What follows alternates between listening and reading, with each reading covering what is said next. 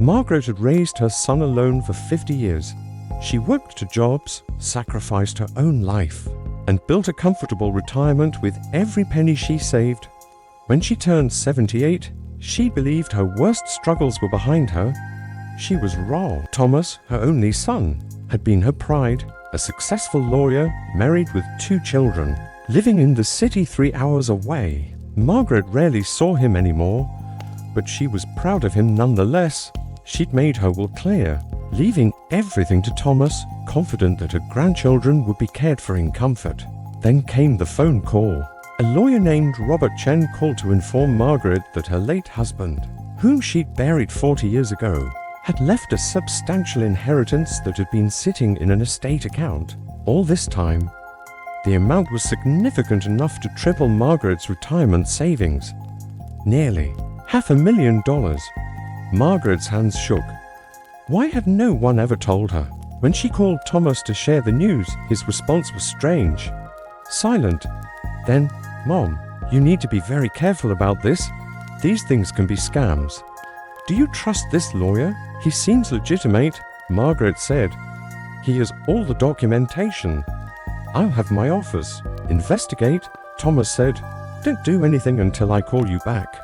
But Thomas didn't call back for 3 days. When he did, his tone had shifted entirely. "Mom, we need to talk about this inheritance. I think you should transfer it into my business account, temporarily. There are tax implications, and my firm can navigate them better than you can." Margaret hesitated.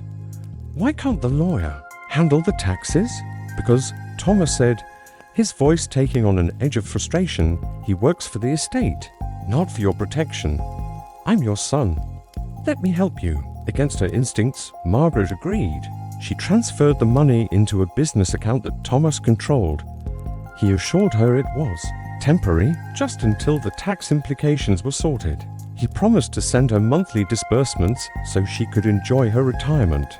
The disbursements came, but they were small, $700 a month, when the interest alone on $500,000 should have generated twice that. When Margaret asked about the rest, Thomas became defensive. "Mom, there are complications. The IRS is investigating certain accounts. Your money is frozen. Temporarily. You need to trust me to handle this." She asked to see documentation. Thomas sent her vague emails with attachments she couldn't understand, filled with legal jargon that seemed designed to confuse rather than clarify. 2 months passed, then 6, then a year. Margaret began to suspect what was happening, but the thought was too terrible to fully acknowledge. Her own son, stealing from her. She contacted a different lawyer, a woman named Sarah Kim, who specialized in elder financial abuse. Sarah reviewed everything quietly, carefully, and then delivered her assessment. The money was transferred into an account under your son's name only. There is no tax issue. The IRS investigation is fabricated. You are being systematically deprived of an asset that belongs to you. Sarah explained that Thomas had taken her vulnerability and confusion and weaponized it. He'd used her love for him, her trust in him, as a tool to isolate her from the money that was rightfully hers. Margaret felt the ground disappear beneath her, but Sarah was already planning the response. She filed a formal demand for the return of funds when Thomas's legal team responded by claiming Margaret was confused and the money had been a gift. Sarah presented documentation proving otherwise. The transfer forms Margaret had signed clearly labeled as a loan, not a gift. Sarah filed a lawsuit in family court. What happened next destroyed Margaret's family entirely. During discovery, it emerged that Thomas had been systematically isolated his mother for years, limiting her contact with her grandchildren, managing her social life, controlling her information flow.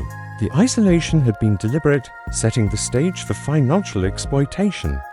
Thomas's own law partners were horrified. They suspended him pending an investigation. His wife, who had apparently known nothing of his actions, demanded a divorce. But the cruelest part came during the trial testimony. When asked why he had taken his mother's money, Thomas's response was almost clinical. She was going to die anyway. I was going to inherit it, eventually. I just accelerated the timeline.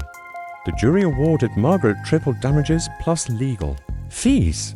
Thomas was ordered to pay her nearly $2 million. But Margaret couldn't celebrate. The victory meant acknowledging that the person she'd sacrificed for, the person she was proudest of, had viewed her as nothing more than a financial asset that was inconveniently still breathing. She recovered the money but lost the child she'd raised. Years later, Margaret established a foundation dedicated to helping elderly people identify elder financial abuse, not from strangers but from family. She called it the inheritance I never needed, because the most valuable thing she ultimately learned wasn't about money at all. It was that the people closest to you can cause the deepest wounds. And sometimes the bravest thing you can do is walk away from family, even if it means walking away from who you thought you were. Margaret lived another 15 years, financially secure but emotionally fractured, knowing that her greatest sacrifice had been towards someone who viewed her as a problem to solve, rather than a mother to honor.